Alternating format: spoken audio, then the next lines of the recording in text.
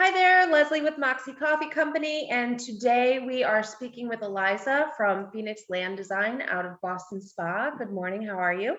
Great, thank you. Thank you for having me. Oh, thank you so much for taking the time out. I really appreciate it. We're in the same local region, Saratoga County. So I often see your signs around different businesses saying that, Phoenix Land Design has been here. Can you tell me how you got started in the landscaping business? There's been many different paths and avenues that's brought me here now. But the short story, I've always loved being outside, working outside. My grandmother was an avid gardener, so I'd be out with her a lot. And so I bought my first home 8 years ago and landscaped every single corner of it. And then over the years, having friends ask me to come help them and work on their gardens and interiors also, helping them define their spaces. And so in the time helping everyone, one girlfriend said, "You should start a business." And I was like, "That's a great idea." Okay. So I did with a partner, and that was short lived and didn't end very well. So the next day I started Phoenix, and that was April of 2020. Very nice. Is there a significance behind the name Phoenix? Well, I was trying to come up with a name and a new name and wanted it to be strong and, thinking of rising from the ashes. And coincidentally, and I didn't even think of it at the time, my aunt and uncle owned Phoenix Ski Shop in Latham for many years. Oh, They had a wow. similar starting again. And so I called my uncle, asked him if he mind if I used the name, if he thought that was weird. And he said, absolutely not. He's like, another generation of Phoenix. Let's do it. I love it. It Yeah. it's funny because I realized probably a good 8 months after Moxie launched that I had had a cat named Moxie Oh, really? that was just like a wild man. And I'd completely forgotten until my daughter pointed it out to me. So it's funny how these names and things trigger. Yeah, subconscious.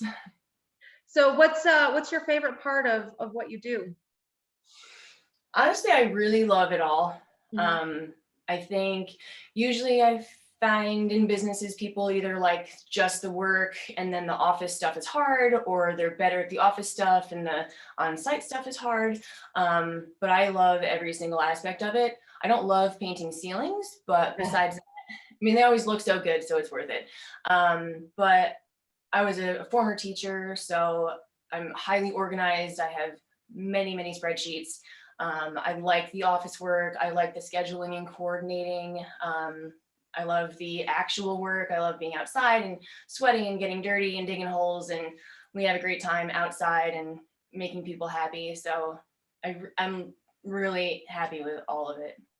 So you're talking about painting ceilings. What is it that your business does other than outside landscaping? We do painting and light decor and interior stuff in the winter just to keep busy, and it's fun. I really love painting, and so we did 6 or 7 interiors this past winter. It's Mhm. just fun. Is this your full-time job or Yeah, I actually just got off the phone with my CPA, and she's like, "So, not my husband's also self-employed." She's like, "You guys don't have any more W-2s?" Nope. It's great. It's great. that's got to be an amazing feeling. Yeah, never thought I'd be here, but here we are. Is it just you? Do you have a crew?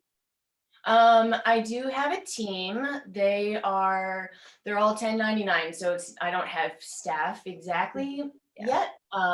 It's on the list, but I do have a great team. Last year was mostly friends. This is the first year I'll be having people I don't know.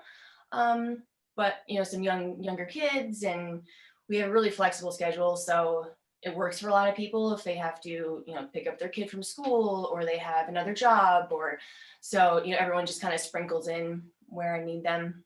Yeah, I mean, it's amazing to be able to offer flexibility like that. It's so necessary, especially for families with children, you It know. is, and it keeps it, kind of lightweight. So I hope everyone's happy and they don't feel, stuck to me or tied to, that they can say that they can't come or they got to go early. It keeps everybody happy. Yeah, wonderful.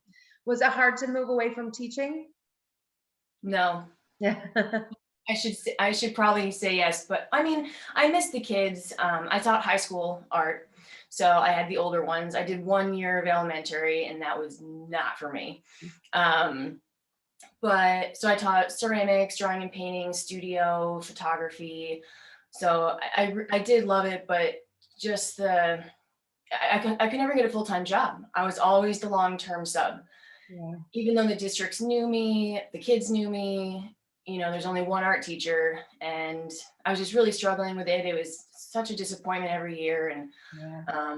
then the whole climate of school was changing, and I don't know, just the joy was gone. So, My husband has a very similar story. He was an eighth grade English teacher, and oh yeah, he no longer teaches either. So yeah. yeah, it's I give teachers and all the faculty and staff so much credit, and the parents and the kids. It's a hard place right now. I felt guilty for walking away, like I wasn't strong enough for it, but I wasn't happy. yeah, no, we only have so much time on this earth. Why waste it doing stuff that makes you unhappy? Right.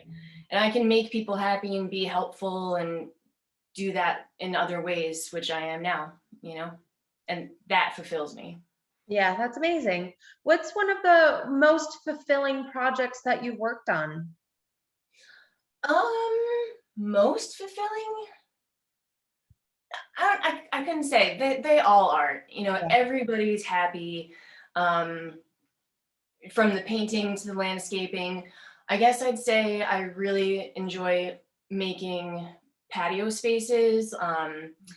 Like, well, if you have a fenced-in yard, you'll have a corner that you never go into. There's no point to go over to that corner. Nothing's drawing you over there. So if you put a pea stone patio in and put some plants on the outside and then a fire pit, you can add furniture that you don't have to mow around, and it's something that draws you into a space of your yard that you wouldn't have otherwise used. So I really like utilizing spaces and kind of creating nooks for you to enjoy all the areas that you have. And it's inviting, and it makes you want to share the space and have friends over and entertain, and which you might not have otherwise. You go to somebody else's house. Yeah. I mean, it's definitely a talent and something that you have to have an eye for. I like to consider myself pretty artistic, but if you were to look around my 5 acres, I clearly have no clue when it comes to That's a lot of landscape space. design. That's a lot of space to manicure. Yeah. But I only have a third of an acre, so it was pretty easy for me to make my little nooks here. But yeah, a lot of people just don't know how to use their space, or I guess I just have a vision for it, but that's probably the art school. I was taught for so many years seeing color and seeing balance and spatial understanding. And so I guess and my father was also very artistic. My mom owned an interior design store in Boston for many years, so I guess I kind of have their traits in addition to my education and experience. Sounds like you have a really great support system too. I so do. I That so do. makes all the difference. Very lucky. Hmm. What are some of the challenges that you've faced? Well, self-care is definitely number one. Mhm. Making time, eating, sleeping, resting, making time for friends, making time for your mom. Um, you work a lot when you're the one in charge, and even though I don't feel in charge, excuse me, I feel like I like this company is something that I have to just take care of. Like it's going to be bigger than me and last longer than me, and I just need to take care of all the things. And it's really hard to hand off responsibility when it's all here, like to put your brain in somebody else's brain. So I'm trying to find ways to streamline my process so that I can spend less time writing estimates or doing all the things, so that we can be busier and do more. And it's all like growth stuff too. Like I would love, my 5-year plan is more land. I need more land. I want a barn. I need more trucks. I need a dump truck. I want a skid steer. I want to be able to buy bulk mulch so I don't have to go to the stone yard every morning. And so but you can only do one thing at a time. So Yeah. we'll get there. I just, like I said, I got off the phone with my CPA and she wants me to go S Corp. Now, I don't know anything about that. I don't know what that means. So now I have to figure that out and do a payroll and, so you kind of have to take all these little hurdles one thing at a time. Yeah, absolutely. It's a lot. There's a lot that goes into it, and I think that a lot of people don't.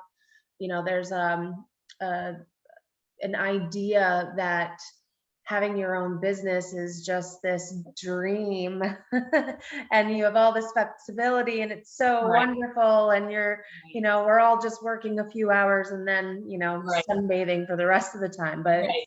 it's 24/7. Yeah. Yeah. You think about it 24/7, you work 16-hour days. Yeah, there's definitely challenges, but and I feel guilty now looking back at all the other jobs I've had. If I were ever naive or flip, not respecting that business, someone who hired me, that was their baby, and that was their needing you there, and they're wanting you to care about it the way that you care about it. So, all those other jobs have like taught me how to understand what it is, for anyone that owns a business, big or small. Yeah, Yeah. you've got to be on the other side of it to really grasp it. So, um, landscaping traditionally, I guess, would probably be considered more of a male-dominated industry, especially when you're starting to talk about, getting heavy equipment, skid steers, and things like that. Do you ever find that, it's a little obvious that people are taken aback that you're a woman-owned landscape company? We definitely get support because we are women owned and run. I don't really think about it that much, I guess. I mean, to me, I'm boy, girl, male, female. I'm just a person who's doing something that I really like. And if I want to do it, I go do it. And I don't guess I take that really into consideration, but we do have people hire us because we are women owned. A lot of our crew is women owned. And we're pretty strong. Like you don't have to be a boy to do it. Yeah, that's amazing. Yeah, there's definitely a shift in, people's ideals of who should be taking on what roles. And I love seeing that more and more people are, going in with that same attitude of, I really didn't even think about it. I'm just doing it, Yeah. rather than, hearing people constantly coming in to push back. So that's good news. We're making progress. Yeah, it is. So what's one of the more challenging projects that you've had to work on? Oh, flagstone patios are pretty tough. Yeah. They're definitely need to get myself a plate compactor this year. It's heavy work, it's hot out, you're sweating, you're in the sun. I did my own, so I won't do anything unless I've done it here first. Mhm. For instance, I want to get into water features. I was given a water wheel and one of the tub things, but I obviously need to figure out first before I can go do it for anybody else. So I did my own flagstone patio, I think in 2020, and we've done a few of those and paths. It's not necessarily challenging, it's just heavy lifting. Okay. Yeah. Yeah, I can't imagine. It's fun. It's a lot of Is fun. it? Well, yeah, it's great. We did just the little concrete squares, and we've taken it up and moved it probably 4 or 5 times, and at this point I'm just like, I'm not ever doing this again. Yeah, I don't do pavers. They can be tricky, getting it completely level. Like you need lasers, and if they're big stones, then you should have the suction cup things to move them, and that requires a lot of heavy equipment. And I'm not comfortable or confident doing that. And there's plenty of other companies who are incredibly skilled and talented at it. So, I like networking and having, I will always sub out something that is not my wheelhouse, Mhm. so it's good to have other people that do that you trust, that you can recommend to clients if you're not comfortable doing it. I think that's important, to not bite off more than you can chew. You know, I don't need to do it all. Yeah, no, not at all. Doing that. Yeah, keep in your wheelhouse. Uh-huh. So positive. I've seen signs outside of some local businesses where you're doing the upkeep on their, Mhm. their outside, I guess, gardens. How Yeah, many of those contracts would you say you have locally? we don't do a ton of businesses. We do mostly residential. We do work for the local pub and tea house Yep, that's in where I saw Saratoga. it. So we'll be there 3 times in the season. We go in the spring first, and then a quick cleanup before track opens, and then fall cleanup. But most of our stuff is residential. Very nice. Yeah. So what is your 5-year plan? Where do you see Phoenix going and growing? Well, I would love the space, more trucks, a team that I can call my staff. Um, yeah, I don't need to be a millionaire doing this. Like, I don't need to be huge. I'm happy with how much we do. We doubled what we did last year. Or last year we doubled what we did the year before. And I don't need to work every hour of every, like, I'm trying really hard to not work every hour of every day, trying to have better balance in my life. Like, I have always been a workaholic, I guess you would say. So, there's so many things like getting a website going.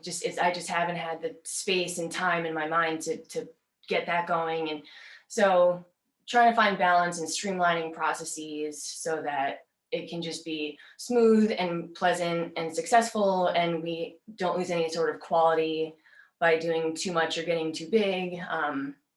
But I really want to build the brand. I think branding is really important. Reputation is really important. If I do get more, so my truck is silver gray, all of our background is gray. So if I get more trucks, I want them to be gray so that everything is the same all the time. Mm. Um, when I'm in my truck, I don't cut people off or drive like a jerk, because you don't want anyone to say, oh, I saw Phoenix, they cut me off at the red light, so all those little things I think will just build it to a point where we're going to do great. I'm excited to see your progress. So, It sounds like you've got an amazing thing going, and I frequent the local in the summertime when it's nice, and I'm pretty sure that's probably the first place that I saw your signs last year. And yes, congratulations on all the progress you've made so far. thank you. It's been great. I feel very lucky, very blessed. Um, I think another aspect is just like showing appreciation to all the people that help make it happen, because you definitely don't do it alone. I appreciate the local for having me. I appreciate all of our clients for choosing us, all of our purveyors, the team, your support group. If you got to keep it positive, not jump off the deep end if something happens. And, that's what's, keeps you going. Just taking care of the people that take care of you. Yeah, absolutely. Um, are you aware or are you familiar with the Moxie Women's Foundation and some of the programs that we have? I've been looking you up, been reading and watching a lot of your interviews. I think that's awesome. And I do know you do some small grants, Yep. Yep, which we actually, do. We have an annual grant every year that the application process starts in January. So we just passed that one, but we have quarterly micro grants of $1,000 and annual grants of the last year we had $5,000. So, that's awesome. when you're looking at your list of what's next, keep us in mind. My girlfriend Michelle, who you interviewed, Mhm. owns Daisies and Dahlias, and she, Yep. I think, just awarded one of your grants, which is awesome. Yeah, we definitely had her application come across our desk, and she was great. She was a great interview. My husband's actually known her for quite a long time, Oh so yeah, it was nice. she's great. We get together, because we run very similar businesses, but we run them completely differently. So, we'll meet up in the winter and drink mimosas and talk about, like, how do you do this? How do you do that? What's an S corp? I don't know. So it's really good to network, and never be in competition, to use each other to learn and grow. We refer each other to clients, so she's a great inspiration. Yeah, that's wonderful. I did actually notice that she was, liking your things on social media, and I think it's super important. And it's part of the reason that I started the foundation was, I we have a strong belief system of there should be no competition among women. Instead, let's dance together and attract abundance into our lives because we can do so much better. Because I think people pick up on that edge of jealousy, and I think it's a turnoff. If you two were to be, you know trash talking each other, it's going to damage both of your businesses. So it's so much better to see and know as a community that these two businesses, which are parallel, are still, you know collaborating and Yeah, getting together and socializing. It's yeah. perfect. She let me drive her tractor. She got to be never drove a tractor before. Nice. Yeah, it's a really nice relationship, and I think it's important to support each other. There's plenty of work out there. We both had great years last year, and we could support each other through that. Well, I think too, with the pandemic and everything, I think a lot of people have focused more on staying home and making their home spaces in and out more comfortable. I know we've got a pool coming in a couple of weeks because we're just like, there's That's no need for us to be running around all summer long like we used to. right. It served no purpose. Let's really enjoy our space. So, and when our building went up last year, I attempted to landscape this one little spot that the contractors didn't fill in with stone. I'm not sure why, and it looks awful. Well, the best thing about landscaping and painting, I feel like a lot of people don't do something like paint a room because they can't pick a color, or don't landscape a thing because they're like, oh, I don't know. The best thing about both of these two things is you can always change it. Yep. If you don't Yeah. like it, if it looks bad, then try something else. Yep. Yeah, I tried. I tried and it didn't work out. So let's see what I'll come take happens. What's that? I'll come take a look. Oh, it was ridiculous. It was like this little triangle, and I put in the center, I did mountain laurel. I love mountain laurel. It never bloomed. And then I had some ground cover thingies that I don't even remember what they're called, and some Flax? curly. Creeping fox? It was some kind of a curly hosta. Oh. It was like a silver blue color, and it's a little Oh, yeah. curly. It was kind of interesting, a little texture, and everything like sunk in because it had been freshly done, so it settled and it's all weird. And then all of the snow from the roof fell on it, so now that the snow's melted, everything's kind of just crushed and depressed looking. Yeah, I've definitely learned to take note of people's roof lines. If they have gutters, I ask them if it's by the driveway, do you snow plow or snow blow? These are like all things you have to, eventually take into consideration. Like, this might not be a good spot for this. Yeah, we learned that. But I gave it a shot. I'll try anything once. That's how the things that I know are only from trying and failing. And Yeah. I think people overthink planting a lot too. It's like, I just stick it in the ground and, you hope for the best. And, Yep. I've killed plenty of plants. So, I will say fertilizing is very important. Fertilize.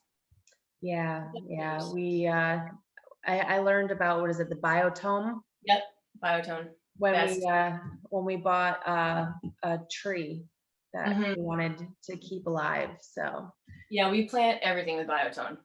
yeah, Everything goes in the ground with biotone. it's good stuff. I've been using it in my vegetable garden too, which Nice. was also unsuccessful last year. Because as it Oh, turns out, if you plant a vegetable garden and then you never go back into it, it becomes right. just a wild jungle of tangled mess. Yep, that's exactly how mine looked last year. Yep. I don't think I picked a single tomato. They were all like rotten on the ground. Yeah, well, we get rogue tomatoes now. We did some raised beds and we have stone down around the beds just to Mine too. make it easier. And just rogue tomatoes that pop up anywhere a tomato may have rotted. It's a lot of fun just to figure out what kind of tomato might pop up there. Well, thank you so much for taking the time out. I really appreciate it. I wish you, much success. And when you get your skid steer, let me know because I love running a skid steer. I could power Oh, it for days. well, thank you so much for having me. I really appreciate what you do, and thank you for including me. And this was Oh, absolutely. My pleasure. And keep us in mind. We've got some great grants programs. thank you so much. Enjoy the rest of your day. Thank you too, Leslie. Bye. Have a good